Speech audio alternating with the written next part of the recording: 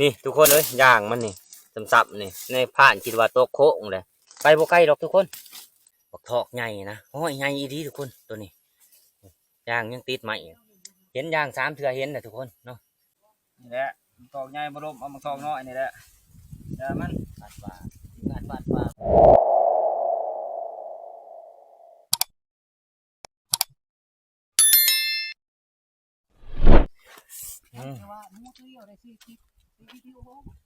ต่อตาบบานทุกคนตาบแหงนี่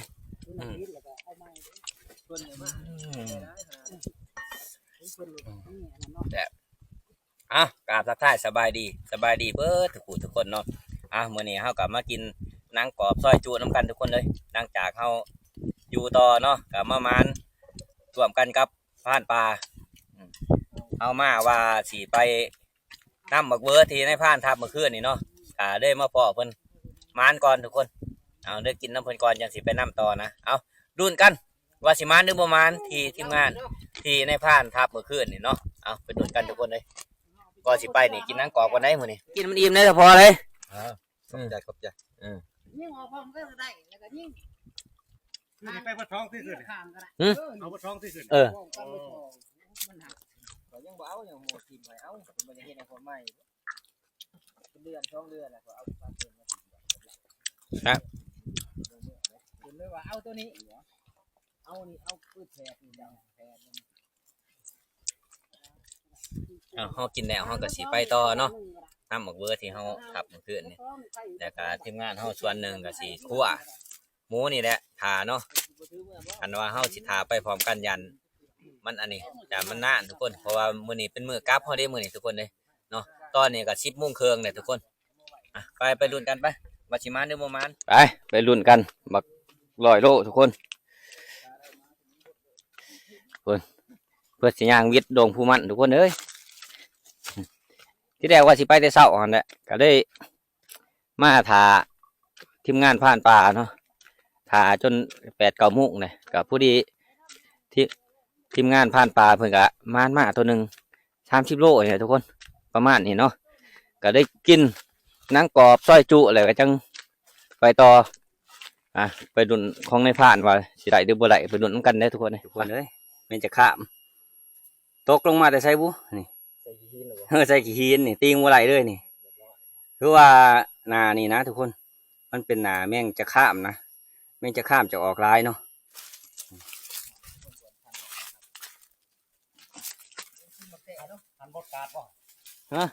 หมูอยู่นี้นี่เด่นนี่เหี่ยวแตกเลยอยู่นี่ยืนยิงมาแต่ทางนี่โตมันนี่บ้างกุ้งไม้นี่ขอเห็นแต่มอขอหาคืนนี่ยิงอยู่นี่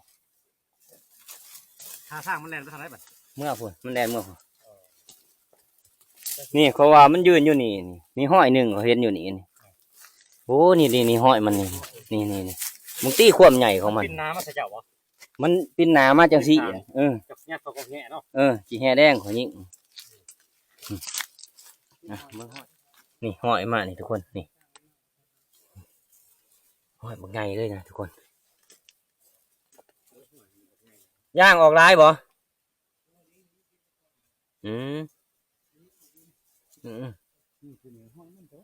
แม่นแหละน้ำห้อยไปเลยโลดนี่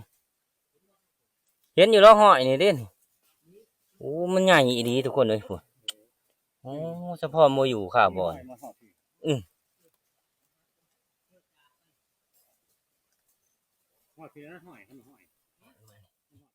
ห้อยไปฝนเลยทุกคน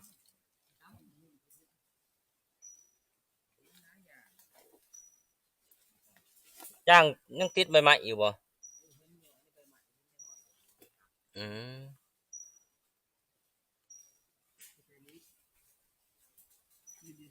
กะทิมานี่แหละนี่ห้อยไปนี่ผู้นี้นำห้อยเลยโหลสันกูเห็นยางตัวนี้นี่ทุกคนเลยยางมันนี่สับนี่ในผ่านคิดว่าโต๊ะโค้งเลยไปบ่ใกล้หรอกทุกคนเนาะนี่แหละเขาสินำห้อยมันไปเลยมันใหญ่โพทุกคนนี่เบิ่งห้อยมันกับยางมันทุกคนเอ้ยโอ้ยนายดิอาการนักแต่เนาะ ทีมงานเราอาการหนักเลยทุกคนเลยเห็นอย่างอีกหนึ่งนี่ในผ่านตาบุดีหรอก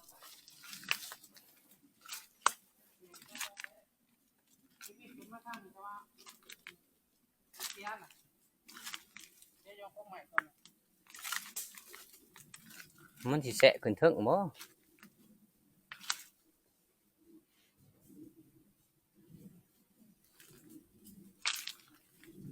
มันมาซื้อนี่บ่เฮ้ยนำมาเลยเด้อ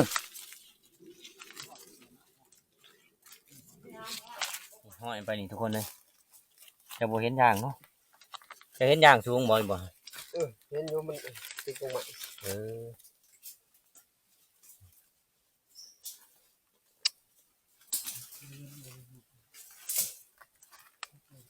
ไปนี่เด้อนี่หอยมันเห็นแต่หอยนี่นี่แม่นตะวันนี่นี่บ่แม่นได้นี่ทุกคนเขานำมานี่เห็นย่างมันทุกคนเลยนี่ย่างนี่โอ้ย่างยังหลายเลยทุกคนย่างมันนี่อ๋อไปผุนเลยทุกคนมันลงไปลุมผุนเลยเนาะบักทอกใหญ่นะหอยใหญ่อีดีทุกคนตัวนี้ย่างยังติดไหมเห็นย่าง3 เทื่อเห็นนะทุกคนเนาะนี่ย่างกะยังเปียกๆอยู่ทุกคนนี่ยังเปียกๆอยู่นี่ย่างมันนี่ในไหมนี่ไปลุ้นกันทุกคนเลย โอ้ เห็นแต่หอยมาทุกคนจากมันไปทางไรย่างมันก็เศร้าออกเลยนะทุกคนปกตินี่มันสิขามค้อนนี่มันสิเห็นย่างมันเห็นหอยแต่บ่เห็นย่างมันหรือว่าย่างเศร้าออกเดี๋ยวบ่นะย่างซ้ำปานนั้นเนาะเห็นหอย ย่างคือบ่ออกเนาะ นั่นแหละเจ้าว่ะ ที่มันหลอดคอนตรงนี้เป็นบ่ย่าง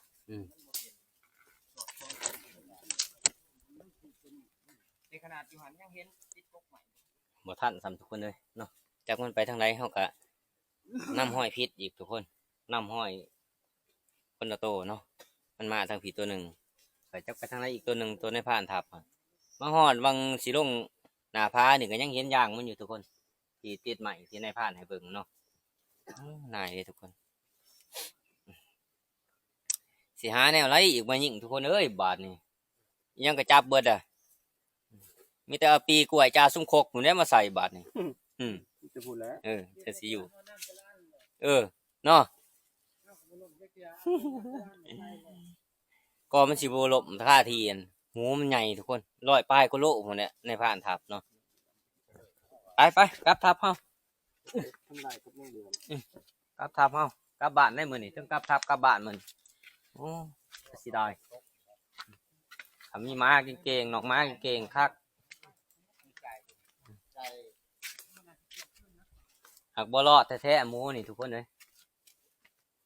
ในผ่านคิดว่ามันสิตายแถวนี่แหละแถวห้องนี่แถว66เนาะนี่มันห้อง66คันว่ามันขามกะคอยลงมาขึ้นนี่ก็เห็นต้องคอยลงมานี่ขึ้นนี่ลงมาก็ยังบ่เห็นหยังโอ้นี่ต้มเครื่องในมันนี่ทุกคนเลยผ่านปลาต้มเครื่องในทาคักเลยเครื่องในหมูนี่โอ้ต้มคักๆดีๆนี่ก็เทลงอันนี้หน้าปลานี่แล้วโดนได้นี่คักอีดีนี่ก็คือหัวหมูเนาะที่ผ่านแป้วไหลกะนี่แหละเพิ่นมาย่างไว้นี่ยามมันเน่าทุกคนเลยซีนก็หลายเติบได้นี่มีนกหนูปูปีกน้ำนี่ ตัวใหญ่บวกไปสิบ่อยากยิงดอก มาทุกคนกินข้าวกันกินข้าวเที่ยงมื้อนี่หลังจากเข้ามาแต่นั่นน้ำบักเวอที่ในฟ้านทับเมื่อคืนนี่บ่ทันมันสำทุกคนเลยเห็นย่าง2-3 บ่อนเนาะแต่ว่าย่างมันตกโค้งเลยแหละทุกคนคิดว่ามันดมหนาเนาะสดได้กับเจ้า เขาเลี้ยงเนี่ยนี่เขาเย็นกินเอ็นใหญ่ได้กินแล้วนี่บัดบ่ได้ได้สมองเขาอยู่เที่ยง3-40บ่เอามาเว้ยเอาพี่นะ เขาไม่ได้ยึดนะเขา เขาหา เอ้ยมาหมักเอ็นแขนโอ้ย อ๋อเรื่องของเรื่องเฮาบ่ได้อุ่นเฮานึ่งแต่ต้องเอามา มากินแนวนี้หันเอ็นใหญ่มื้อเลยเด้อนี่ แค่ก่อนนี่นะบ่ใกล้กลัวทหารบ่เฮ้ยมีแต่ข้าวแห้งเด้อยามก็เจ้าสิกินก็เจ้าเสนาบ่ได้เสกกับปั้นเหนียวขนาดไหน เมื่อไหร่เกิด ถ้าได้ให้เกลือจะกวดบ่เด่น แม่นสิเอาอันนี้ใส่อันนี้ดิทุกคน นี่กระโซเฮาทุกค มัน น หน่อยให้ต้นก่อน โซ่เธอเดียวนี่พ่อเลย นี่หลายกระจุกฮะของป้ากับแม่ นี่กระโซตัวน่ะ ก็ทารอบก็บ่เบิดเลยเฮากินแบบธรรมชาติเลยเนาะพวกเฮานี่ผมอยู่ผู้อยู่ฟ้าเด้นี่เฮ้ยทุกคนเด้อ ตาอยู่ลง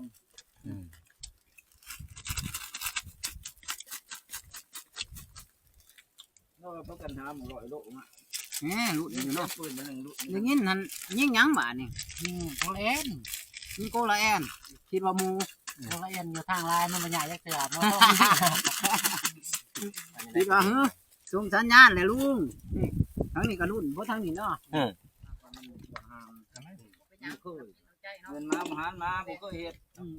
ก็บ่หมดนี่ซะมันบ่เคยมันเห็นมันก็ปุ๊บ เบิ่งสร้างแลนด์ตรงนี้แต่จะคลองโอ้ กันบางล่าอยู่ตัวเดียวในเรื่องมัน ยุคทำไมมันบ่ตายมันโผล่มาเลยมาว่าท่านเรียนแล้วคนเรียนก่อนเนี่ย หากมื้อนี้ให้ยังไล่อยู่คำว่ามันบ่ตายนะแต่มื้ออื่นอย่าไปแต้มันก็ไล่คันบ่มีหมา ทำนี้ทำนี้คนลงทำนี้ หัวมะขาม ท่านบ่ตายบ่หันบ่ดอกมันจะห้อยมันก็ยังหยาดมันน่ะนี่ฮะนักมันร้อง ก็คือนี่น้ำมันอยู่เหลือสิน้ำสักวันอยู่ แม่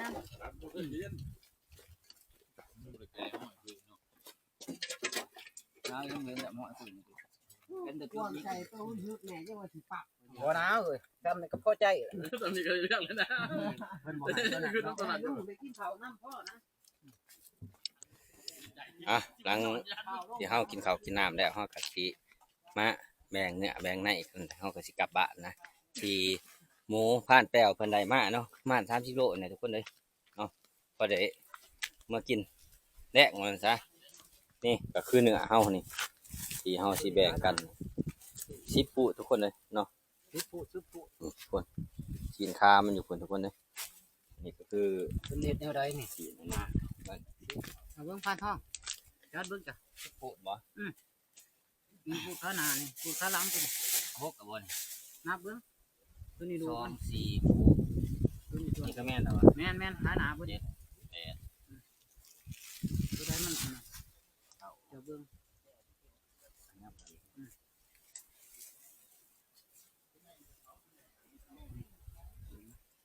ตัวนี้ดู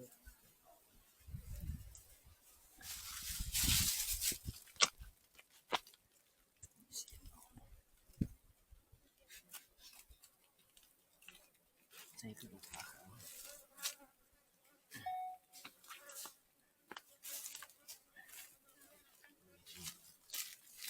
ตอนนี้เนาะพันทองเพิ่นกำลังแบ่งผูดทุกคนเฮ็ด10ผูดเนาะ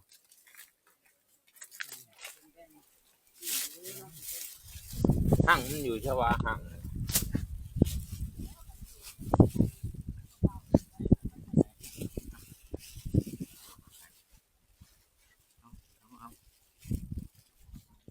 คือว่าเฮากะแบ่งปันกันเรียบร้อยแล้วทุกคนเลยบ่ก็บ่ได้ดวงได้เนาะก็พอเลยจะซ้ำกินน่ะทุกคนก็คือว่าแหละกินมันน้อยเนาะโตมันน้อยว่าซั่นซะนี่เอาแบ่งกันเอานี่เอาเขาโลกองอะไรก็เอา ดอกว่าดูมือเจ้า เอา ไหนก็ได้ดอก เอาพูดเนาะพานแป้วเนาะ มาทางคนแปล เด้อพานแป้วได้เอาพูดเลยเนาะ นี่แหละผู้คนทำมากูฮะมุกขอบใจเพื่อนหาย เดียวกันคือเก่าหั่นแหล้วมาอยู่นี่แต่ว่าแยกกันอยู่เพราะมันอันนั้น เนี่ยกันอยู่เพื่อว่าเอาได้ก็ห้องดามโตก็สิบ่พอกันกินแรงเนาะแม่บ่พันตอก แม่น เนี่ยก็อยู่ทีมงานหนึงประมาณก็ทีมงาน2แม่นตะวัน เอา นี่ยังก็คนบัดผู้ชูคือกันเบิดแต่พี่อ้ายก็ยังคนบัดผู้ชูแม่นบ่พี่อ้ายเจ้าเชื่อบัดผู้ชูได้ เอาให้น้อง สนใจนำเด้อนะเอา ไปส่งตรง ให้ นี้ ที่ ตร บ้าง นเลยเด้อ ยังอีกตรงนึงเด้นี่ เอามัน ถุงนึงเนี่ย เอาครบโลเดี๋ยว นี่ ใส่ศพนี่แหละ หันก็ได้เอานี่ก็ได้ เอาใส่ถุงยางโลด แล้วก่อนสิหอยเอา ผู้ลุงเด้ผู้ลุงผู้นึง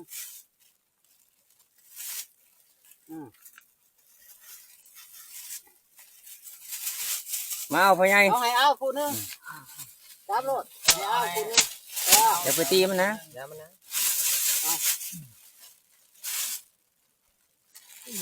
โอ้ได้กินมันพอได้มากิน ได้แล้วตัวหัวเดี๋ยวบ่ นั่งแต่ว่านี่เด้ออ่ะนี่แหละทองใหญ่บ่ลมเอามาทองน้อยนี่แหละอย่ามันปาดปลาทีมงานปาดปลาเป็นลม ได้กินย้อนทีมงานผ่านป่าทุกคนเลย ส่วนปลาทองเฮาก็คือเก่าทุกคน คือเก่าบ่ลมคือเก่า บ่ลมคือเก่าเพราะแต่มันได้ยิ่งนะเดี๋ยวนี้บ่ลมยามัน เอา ยิ่งมันจะ3เถื่อน บ่ท้วงบ่ร้ายกับพ่อได้สู่ลูกสู่เมียน่ะทุกคน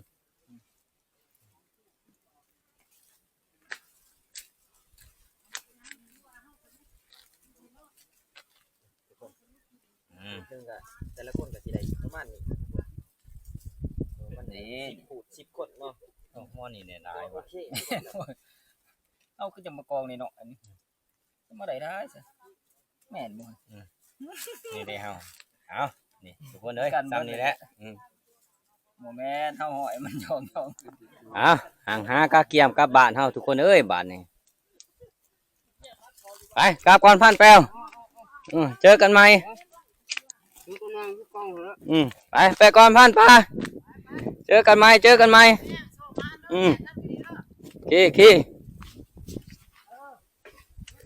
ได้บังคลาเมื่ออีกทุกคนเลยนี่เมื่อเผาให้ลูกชายกินของไผ่จะตก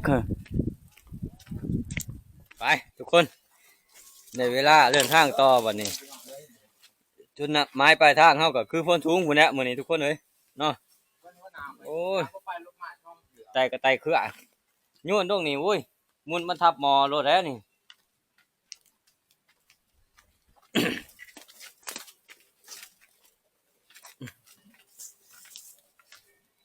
ย่างไว้ชี้เพื่อนแดนโดดหัวเข่าหัน ๆเดี๋ยวนี้ยังบ่กลับ เอาตั้มค้อนใหม่ดูหัวเข่าก ลับไปทางใดครับ นี่ทางไปนี่ ทางนี้บ่เฮ็ดได้เด้อ อึ๊บโอ้ พวกเรื่องเรื่องผู้หายวาย กลับคำมือนี่ทุกคนเพราะว่าเขาไปนั่งบอกเบอร์ที่เขาทับโมทันมันสัมโมยูทุกคนเลย นั่นแหละดึงงานคาเฟ่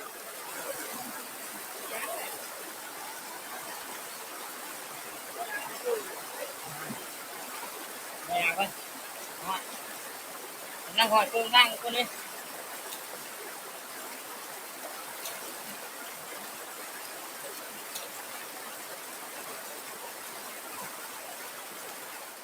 หรือว่าตอนนี้ก็3 โมงปลายแล้วก็พูดแล้ว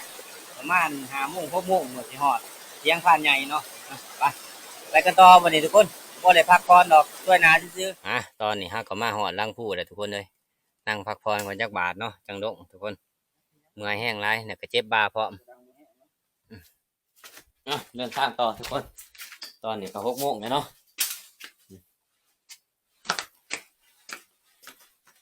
ไปพานต่อไปโอ้กำลังลงผู้ตอนนี้